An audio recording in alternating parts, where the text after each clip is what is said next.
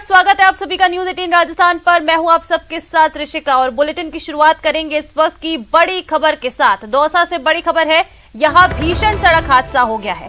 3 वाहनों में बता दें कि जोरदार टक्कर हुई है। बस, बोलेरो और ट्रेलर में जोरदार भिड़ंत हो गई। बता दें कि हादसे में 6 से ज्यादा लोग गंभीर रूप से घायल हो गए हैं और घायलों को अस्पताल में भर्ती कराया गया है। हादसे के बाद हाईवे पर भीषण जाम लग गया है।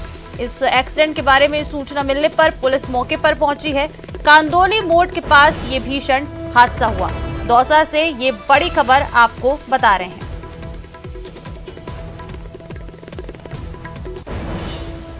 तीन वाहनों में जोरदार भिड़ंत हो गई है।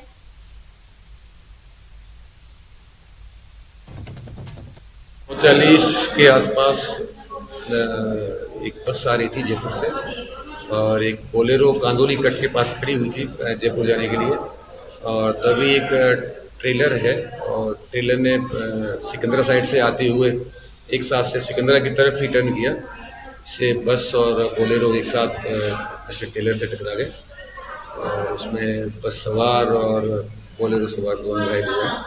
करीब टोटल 10-11 के आसपास घायल हुए हैं जो इलाज करा के चले गए। 6 लोग हैं अभी जो जेल इलाज। कुछ देर के लिए ट्रैफिक बाधित हुआ था और उसको क्रेन बुलवा के उसको खुलवा दिया गया है और टोल से एम्बुलेंस और 108 एम्बुलेंस बुलवा के मरीजों को यहाँ भिजवा देंगे सरकारी। तो चलिए ज्यादा जानकारी लेंगे इस खबर पर। सहयोगी आशीष हमारे साथ फोन लाइन पर जुड़ गए। आशीष, क्या कुछ जानकारी सड़क हादसे को लेकर? बिल्कुल, ये घटनाक्रम राष्ट्रीय राजमार्ग संख्या 21 पर दौसा जिले में सदर थाना क्षेत्र के कांदोली मोड़ के समीप हुआ है। और रात के समय ये जो बोलेरो गाड़ी है ये हाईवे के कट पर खड़ी हुई थी। इसी दौरान जयपुर से एक बस आ रही थी और भरतपुर की तरफ से एक ट्रेलर आ रहा था। तीनों वाहन आपस में भिड़ गई। इस हादसे में जो बोलेरो में सवार थे और बस में सवार थे, इनमें करीब 11 लोग थे। 11 लोग जो काफी लोग थे, लेकिन 11 लोग इनमें घायल हुए हैं, जिनको तत्काल सदर थाना पुलिस ने हाईवे एम्बुलेंस के माध्यम से जिला अस्पताल में भिजवाया, जहां से 5 को मामूली चोट होने के कारण प्राथमिक उपचार दिया गया। वहीं 6 लोगों का अभी भी जिला अस्पताल में उपचार जारी है। इधर 3 वाहन हाईवे पर क्षतिग्रस्त होने के कारण काफी देर तक जाम जैसी स्थिति रही। पुलिस ने हाईवे की क्रेन को बुलाया। इसके अलावा क्रेन बुलाकर पूरे जो क्षतिग्रस्त वाहन है उनको दूर हटवाया और यातायात को सुचारू करवाया। ऐसे में इस पूरे हादसे में कुल 11 लोग घायल हुए हैं, जिनमें 6 का दौसा जिला अस्पताल में उपचार जारी है। जी आशीष, जो ये तस्वीरें सामने आई है इस भीषण हादसे को लेकर, काफी जोरदार टक्कर हुई, वाहन जो है क्षतिग्रस्त हो गए हैं। जो लोग घायल हुए हैं उनकी फिलहाल हालत कैसी बताई जा रही है? बिल्कुल, जो 5 घायल थे वो मामूली घायल थे। बाकी जो 6 घायल हैं उनकी स्थिति भी ठीक है, लेकिन उनका उपचार चलेगा क्योंकि उनको काफी इंजरी है। इसके अलावा जो घटनास्थल की बात करें तो जो बोलेरो गाड़ी थी वो हादसे के बाद मौके पर ही पलट गई। हालांकि बताया जा रहा है कि बोलेरो गाड़ी में ज्यादा सवारी नहीं बैठे थे, ड्राइवर और उसके साथ एक व्यक्ति और था। ऐसे में उसमें अगर ज्यादा सवारी होती तो एक बड़ा हादसा हो सकता था। लेकिन पूरा जो हादसा है उसमें बस और बोलेरो में जो बैठे थे लोग वो घायल हुए हैं और उनका अस्पताल में उपचार जारी है। ठीक है आशीष, आप हमारे साथ बने रहिएगा, तमाम खबरों पर आपसे अपडेट्स लेते रहेंगे। फिलहाल और देखिए, दौसा से ही एक और बड़ी खबर आपको बता दें। रेस्ट हाउस में मौत का मामला शांत हो गया है। बता दें, दौसा से बड़ी खबर है। रेस्ट हाउस में मौत का मामला अब शांत हो गया है। 30 घंटे बाद मौत का मामला जो है ये शांत हो गया। रेस्ट हाउस में चल रहा धरना प्रदर्शन भी इसके साथ अब खत्म हो गया है।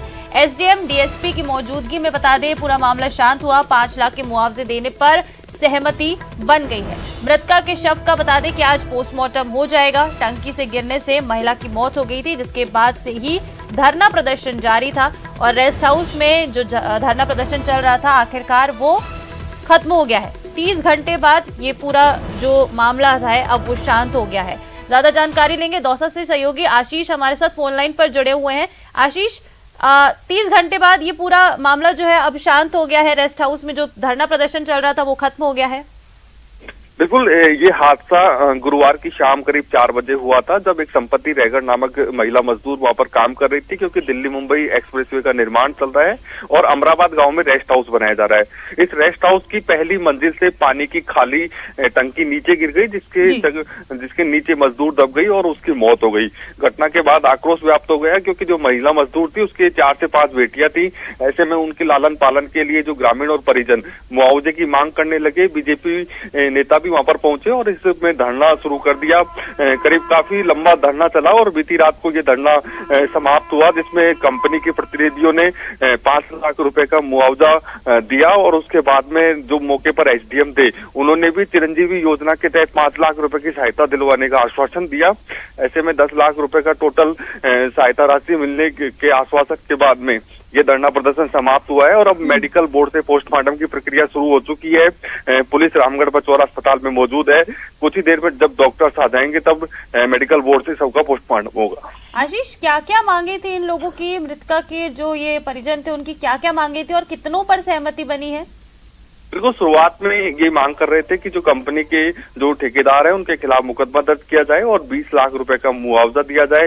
इसी मांग को लेकर ये धरना प्रदर्शन जारी था, लेकिन पुलिस प्रशासन की मध्यस्थता और कंपनी के प्रतिनिधियों की समझाइश वार्ता के बाद में कुल 5 लाख रुपए कंपनी की तरफ से दिए गए हैं। बाकी अन्य जो सरकारी योजनाएं हैं उनके तहत सहायता राशि दिए जाने का आश्वासन मिला है और इन्हीं आश्वासनों के बाद जो ग्रामीण और परिजन है वो शव का पोस्टमार्टम कराने के लिए सहमत हुए हैं और अब सुबह 8 बजे शव का मेडिकल बोर्ड से पोस्टमार्टम होगा। ठीक है आशीष, शुक्रिया आपका तमाम जानकारियों के लिए।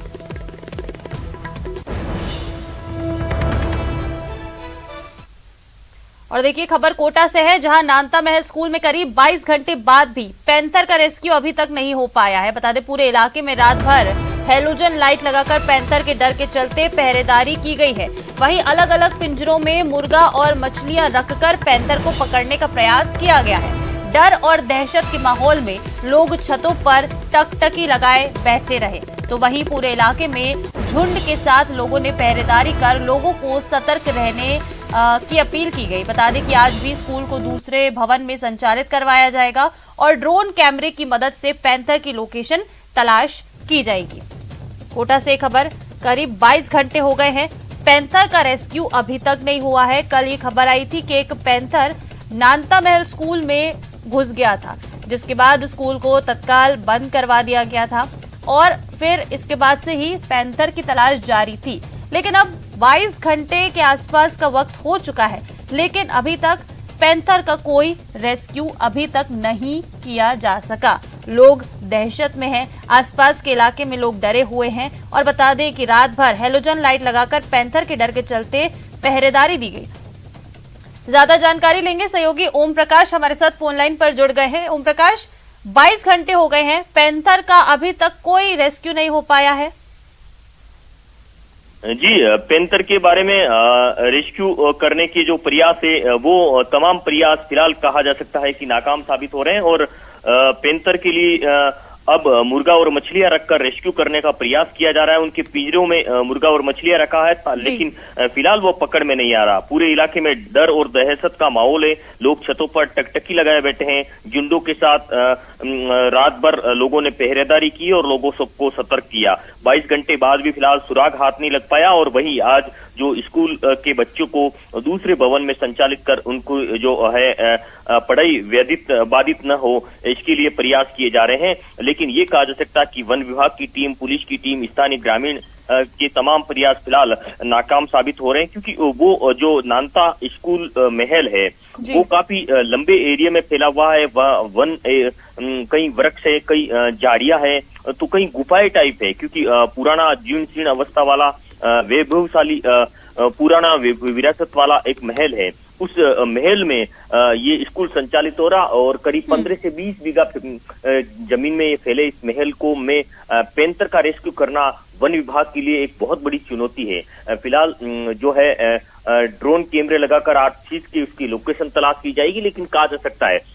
क्योंकि पेंथर के पगमार्क मिलने के साथ साथ उनकी एक झलक इन वन विभाग के कर्मचारियों को मिली है, लेकिन फिलहाल वो पकड़ में नहीं आया और आज फिर से सुबह होते होते रेस्क्यू टीम मौके पर पहुंच गई है। रात भर पिंजरे में क्या कुछ सफलता हाथ लगेगी ये थोड़ी देर बाद में तस्वीर साफ हो जाएगी, लेकिन पूरे इलाके में दहशत का माहौल है। वन विभाग और पुलिस की टीम मौके पर मौजूद है और वन विभाग की सामने बड़ी चुनौती है जिनका सामना वो टीम कर रही है। जी बिल्कुल ओम प्रकाश, देखिए कि बड़ी चुनौती अब बन गया है, क्योंकि ऐसे स्कूल में जो पैंथर घुसा है उसका अभी तक 22 घंटे से ज्यादा का वक्त होने को आ रहा है, लेकिन कोई रेस्क्यू नहीं लगा है। आप नजर बनाए रखिएगा इस पूरे मामले पर, अपडेट्स आपसे लगातार हम लेते रहेंगे। फिलहाल आपका शुक्रिया। और देखिए एक और बड़ी खबर बता दें, सुभाष मेहरा की मौत के मामले में अपडेट है। न्यायिक कर्मचारियों ने हड़ताल की घोषणा कर दी है, अनिश्चितकालीन हड़ताल की घोषणा कर दी गई है। और बता दें इसकी घोषणा, अनिश्चितकालीन हड़ताल की घोषणा हो गई है और मुकदमा दर्ज नहीं होने से ये जो कर्मचारी हैं ये सभी अब नाराज हैं। कर्मचारियों ने हाई कोर्ट के मुख्य न्यायाधीश को अब एक पत्र लिखा है और आरोपी के खिलाफ कार्रवाई की मांग की गई है। इसके साथ ही पूरे मामले में उच्च स्तरीय जांच की भी मांग ये लोग कर रहे हैं। बड़ी खबर, सुभाष मेहरा की मौत के मामले में ये बड़ा अपडेट है। न्यायिक कर्मचारियों ने हड़ताल की अब घोषणा कर दी है। ज्यादा जानकारी लेंगे, सहयोगी राकेश शर्मा हमारे साथ फोन लाइन पर जुड़ गए हैं। राकेश, क्या कुछ अपडेट है पूरे मामले में? अब कर्मचारियों ने हड़ताल की घोषणा भी कर दी है।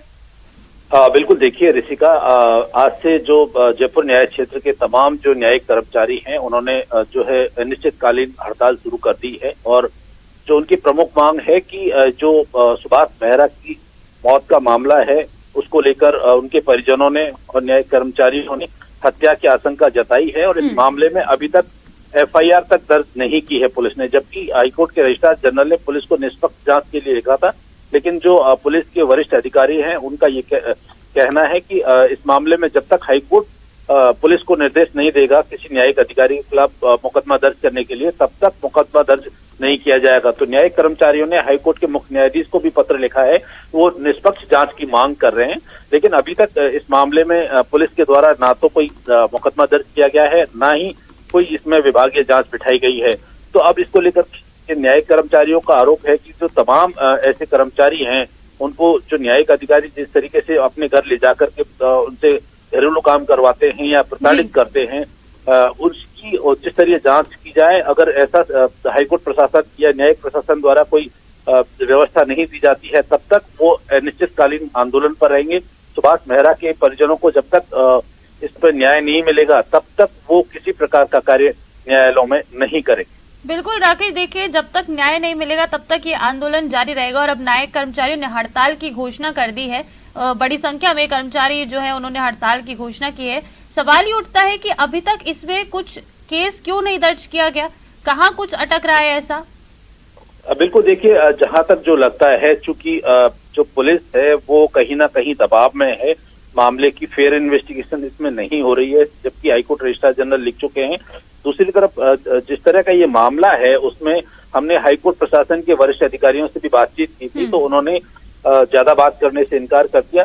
लेकिन न्यायिक कर्मचारियों का जो आरोप है वो ये है कि जिस तरीके से अंग्रेजों के जमाने का जो सिस्टम था जिसमें न्यायिक कर्मचारियों को घर ले जाया जाता है, वहां प्रताड़ित किया जाता है, उनसे घरेलू काम करवाए जाते हैं, ऐसे दर्जनों कर्मचारियों ने ऐसे आरोप, गंभीर शिकायतें भी दर्ज करवाई हैं, लेकिन उन पर कार्रवाई नहीं होती है।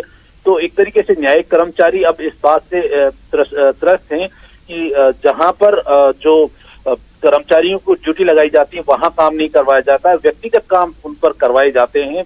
सुभाष मेहरा को जिस तरीके से इसी तरह की प्रताड़ना के जो आरोप लगाए, उनके परिजनों ने जो आरोप लगाए, न्यायिक कर्मचारियों ने आरोप लगाए हैं, उसके बाद न्यायिक प्रशासन बैकफुट पर है और इस पूरे मामले को बिल्कुल राकेश, ये बड़ी हड़ताल अब होने जा रही है और देखना होगा कि अब इस मामले में आगे क्या कुछ होता है। आप नजर बनाए रखिएगा, अपडेट आपसे लेते रहेंगे। फिलहाल आपका शुक्रिया इन तमाम जानकारियों के लिए।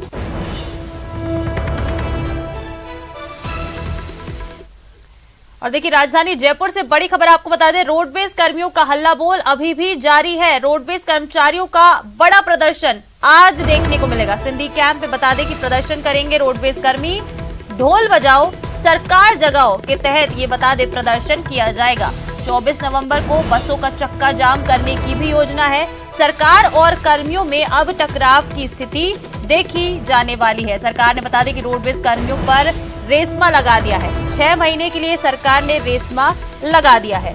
बड़ी खबर इस वक्त की राजधानी जयपुर से रोडवेज कर्मियों का हल्ला बोल जारी है। इसी क्रम में आज रोडवेज कर्मचारी बड़ा प्रदर्शन करने जा रहे हैं। सिंधी कैंप में प्रदर्शन करेंगे सभी रोडवेज कर्मी। ढोल बजाओ सरकार जगाओ प्रदर्शन किया जाएगा इन रोडवेज कर्मचारियों के। ज्यादा जानकारी लेंगे, सहयोगी आसिफ हमारे साथ फोन लाइन पर जुड़ गए हैं। आसिफ, क्या कुछ जानकारी है रोडवेज कर्मियों के इस प्रदर्शन को लेकर? ऋषिका, ये लोग है ना एक बार फिर से प्रदर्शन करने जा रहे हैं, क्योंकि जब बड़ा प्रदर्शन किया गया था सरकार के खिलाफ में अपनी मांगे मनवाने के लिए, तो सरकार ने अगले 6 महीने तक इनके ऊपर रेस्मा लगा दिया और कहा कि अगर 6 महीने के अंदर हड़ताल की जाती है तो इनकी गिरफ्तारी भी संभव है। तो ये एक बार फिर से उसी सिंधी कैंप से, उसी बड़े सबसे बड़े बस डिपो से एक अनोखा आयोजन करने जा रहे हैं, अनोखा प्रदर्शन करने जा रहे हैं। ढोल बजाओ या सरकार जगाओ ये प्रदर्शन करने जा रहे हैं। अब चूंकि रेस्मा लगा हुआ है, अगर कोई बड़ा प्रदर्शन या बड़ी हड़ताल होती है तो गिरफ्तारी की नौबत आ सकती है। तो और आने वाले 24 नवंबर को राजस्थान रोडवेज बसों का चक्का भी जाम करने वाले। तो क्या रेस्मा लगने के बाद में ये अपना प्रदर्शन रोकेंगे या अपने इन्होंने 24 नवंबर की जो प्लानिंग की हुई है उसको अमल में लाएंगे, ये देखना भी बहुत महत्वपूर्ण होगा। अगर ये लगातार है और 24 नवंबर को चक्का जाम करते हैं तो फिर सरकार और प्रदर्शनकारियों के बीच में टकराव की स्थिति बन सकती है। बिल्कुल आसिफ, टकराव की स्थिति बन सकती है, लेकिन जिस तरह से रेस्मा लगा हुआ है कर्मचारियों के ऊपर, लेकिन उसके साथ ही ये लोग आज भी अपना प्रदर्शन कर रहे हैं और 24 नवंबर को लेकर भी इनका चक्का जाम करने की पूरी योजना है। तो क्या इन लोग को ये रेस्मा लगाने के बाद भी कोई फर्क नहीं पड़ रहा है? ऋषिका, इसमें अगर हड़ताल की जाती है, बसों का चक्का जाम किया जाता है, बसों को रोका जाता है, तो रेस्मा जो है वो उस स्थिति में लागू होगा। लेकिन अगर बसों का संचालन चल रहा है और अगर एक तरफ बैठकर आप प्रदर्शन कर रहे हैं डिपो के ऊपर और बसों के ऊपर इसका कोई प्रभाव नहीं पड़ रहा है, तो गिरफ्तारियां नहीं होगी या पुलिस बल का प्रयोग नहीं होगा, टकराव की स्थिति नहीं होगी। लेकिन अगर 24 तारीख को बसों का चक्का जाम किया जाता है, हड़ताल की जाती है, कामकाज को ठप किया जाता है, काम को रोका जाता है, जाकर टकराव की स्थिति बनेगी, रेस्मा लागू होगा, गिरफ्तारियां जो है वो शुरू हो जाएंगी। अब सवाल ये कि आज ये सरकार को क्या मैसेज देना चाहते हैं? आज क्या ये बताना चाहते हैं ढोल बजाकर कि हम 24 नवंबर को हड़ताल करेंगे? अगर आज ये मैसेज देते हैं कि 24 नवंबर को हड़ताल करेंगे तो तय है टकराव की स्थिति बनेगी, गिरफ्तारियां होगी, या फिर ये 24 नवंबर को अपना जो हड़ताल का प्लानिंग इन्होंने की हुई है इसको टाल देते हैं, ये देखने वाली बात होगी। क्योंकि रेस्मा लगने के बाद में इन्हें कहीं न कहीं अपनी स्ट्रेटेजी के अंदर बदलाव करने की जरूरत तो होगी। बिल्कुल आसिफ, देखिए आज भी एक बड़ा प्रदर्शन होने वाला है, ढोल बजाओ सरकार जगाओ। तो आज का ये जो प्रदर्शन होगा इससे सरकार को जगाने की कोशिश की जाएगी आसिफ?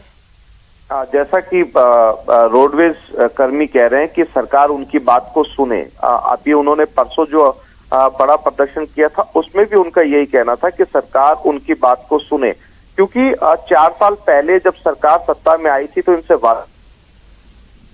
रोडवेज के अच्छे दिन लौट आएंगे, लेकिन 4 साल के अंदर अच्छे दिन लौटना तो दूर की बात, इनकी सैलरी और पेंशन तक नहीं दी जा रही है। 2-2, 3-3 महीने की पेंशन और सैलरी इनकी बकाया चल रही है। साथ ही साथ राजस्थान रोडवेज की बेड़े में जो बसें हैं वो लगातार ठप होती जा रही है। 3000 के करीब। ठीक है आसिफ, आप आज जो प्रदर्शन होने वाला है इसको लेकर नजर बनाए रखिएगा। आपसे अपडेट्स लगातार हम लेते रहेंगे। फिलहाल आपका शुक्रिया।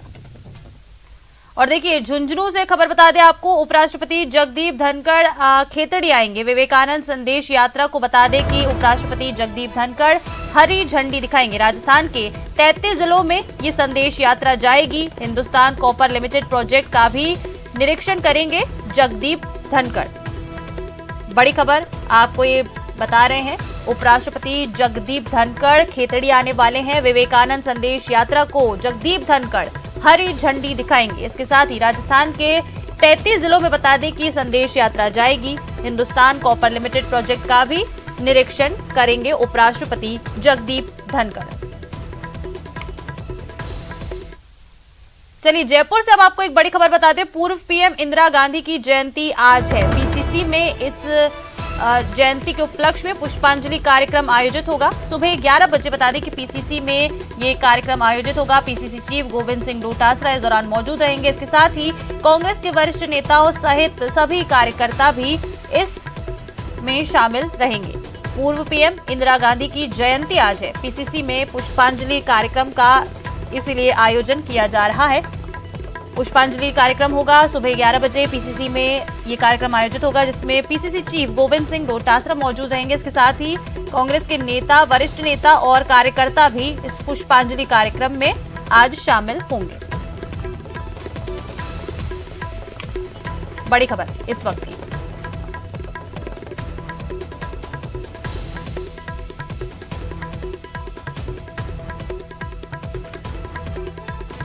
तो आज पूर्व पीएम इंदिरा गांधी की जयंती है।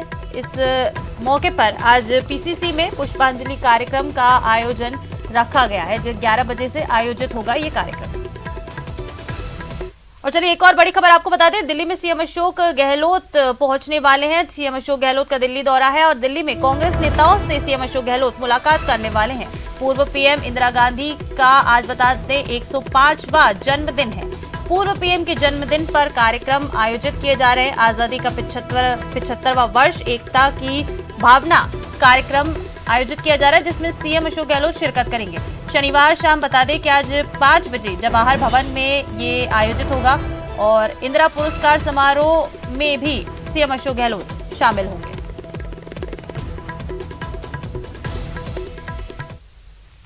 और देखिए उदयपुर के गोगुंदा थाना क्षेत्र में मजावत गांव के पास युवक युवती के शव मिलने से सनसनी फैल गई। पहली नजर में इसे मर्डर माना जा रहा है। सूचना मिलने पर गोगुंदा थाने के कांस्टेबल विजेश कुमार और कांस्टेबल भवानी सिंह मौके पर पहुंचे। कांस्टेबल विजेश कुमार ने बताया कि सुबह 7:30 बजे जंगल में 2 शव मिलने की सूचना मिली थी। मौके पर जाकर देखा तो मजावत से करीब 200 मीटर दूर ओबेश्वर जी रोड के पास युवती और युवक के शव मिले। दोनों शव नग्न अवस्था में थे। शवों की हालत को देखते हुए उनकी हत्या करने की आशंका व्यक्त की जा रही है। युवक का प्राइवेट पार्ट काटा हुआ था। दोनों के शव के नीचे बिछे हुए कपड़े के पास मोबाइल चार्जर की केबल मिली है। युवती के शव की शिनाख्त मंदार निवासी सोनू देवड़ा के रूप में हुई है। युवक की शिनाख्त पालोदा निवासी राहुल के रूप में हुई जिसकी उम्र करीब 30 साल बताई जा रही है।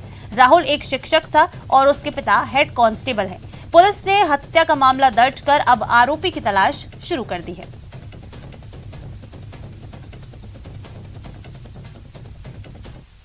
हमारी एफएसएल स्क्वाड मौके पे पहुंची है, डॉग स्क्वाड भी और एमओवी टीम भी पहुंची है और उनको अभी शिनाख्त नहीं हो पाई। शिनाख्त करने की कोशिश की जा रही है। सम दृष्टिया अगर कहें तो या प्रेम प्रसंग या कुछ ऐसा मामला हो सकता है इस तरीके से ये घटना हो।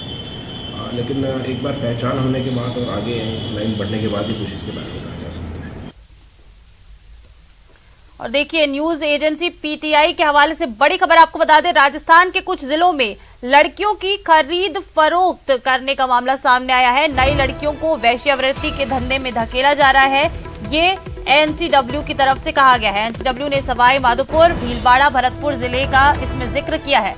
लड़कियों को स्टाम्प पेपर पर बेचने की रिपोर्ट्स सामने आई हैं और ये जांच में इस बारे में खुलासा हुआ है। राष्ट्रीय महिला आयोग ने मीडिया रिपोर्ट्स पर संज्ञान लेकर जांच की थी जिसमें ये खुलासा हुआ है।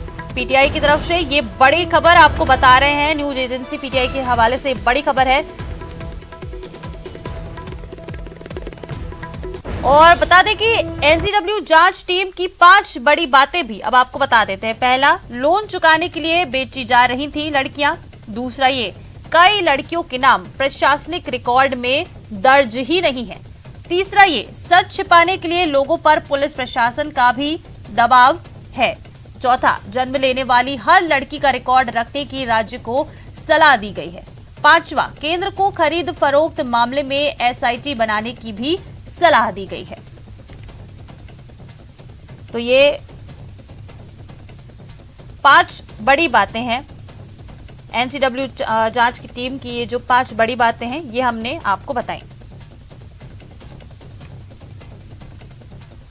और देखिए खबर बीकानेर से है जहां से चेन स्नैचिंग की लाइव वीडियो अब सामने आई है जिसमें साफ देखा जा सकता है कि किस तरह अपनी स्कूटी पर अपने 4 साल के बच्चे के साथ खड़ी महिला के गले से एक शातिर चोर चेन खींचकर भाग जाता है। दुकान में सामान लेने रुकी महिला खड़ी रह गई और चोर चंद सेकंड्स में फरार हो गए। चोरी की पूरी वारदात दुकान में लगे सीसीटीवी कैमरे में कैद हो गई, जिसके आधार पर पुलिस नकाबपोश चोर की तलाश अब कर रही है। देखिए, ये सीसीटीवी फुटेज आपको दिखा रहे हैं कैसे एक महिला स्कूटी पर अपने 4 साल के बेटे के साथ खड़ी हुई है और कुछ ही सेकंड्स में एक शातिर चोर आता है और बड़ी ही कह सकते कुछ ही सेकंड्स में महिला के गले से चेन खींचकर भाग जाता है। ये पूरी वारदात जो रही चेन स्नैचिंग की, ये देखिए किस तरह से महिला के गले से चेन चुराकर ये बदमाश भाग गया है। महिला स्कूटी पर थी और पीछे से ये चोर किस तरह से चेन लेकर फरार हो गया, चेन तोड़ी और फरार हो गया।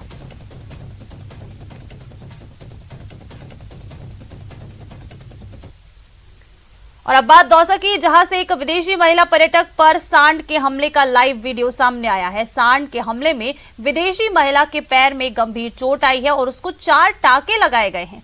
दरअसल विदेशी दंपति लालसोट के जवाहरगंज सर्किल के पास नजारे निहार रहे थे, तभी वहां से गुजर रहे एक सांड ने महिला पर्यटक पर सींग से हमला कर दिया, जिससे महिला के पैर में गंभीर चोटें आ गईं। इस दौरान पास खड़े महेंद्र सोखिया ने महिला को लहूलुहान हालत में अपनी बाइक पर बिठाकर पास ही के एक अस्पताल ले गया, जहां महिला के पैर में 4 टाके लगाए गए हैं। वहीं इसके बाद महेंद्र ने अपनी बाइक पर बिठाकर वापस विदेशी पर्यटक दंपति को उनकी टैक्सी कार तक छोड़ा, जिसके बाद दोनों ने महेंद्र का धन्यवाद किया। तरह इस महिला को एक सांड ने गिरा दिया और इनके पैर में काफ़ी चोट आई है, तो आप इनको पहुंचा दें हॉस्पिटल। मैं उनको हॉस्पिटल लेकर गया अपने मोटरसाइकिल पर। वहां मैंने उनका पूरा इलाज करवाया। तो उस महिला को उसकी पैर में काफ़ी गहरा घाव था, तो 4 टाँके लगे उनको। उनकी पर्ची वगैरह दवाई वगैरह सारा करवा करके और जहां उनकी साधन उनकी बस खड़ी हुई थी वहां जाकर उनको छोड़ा।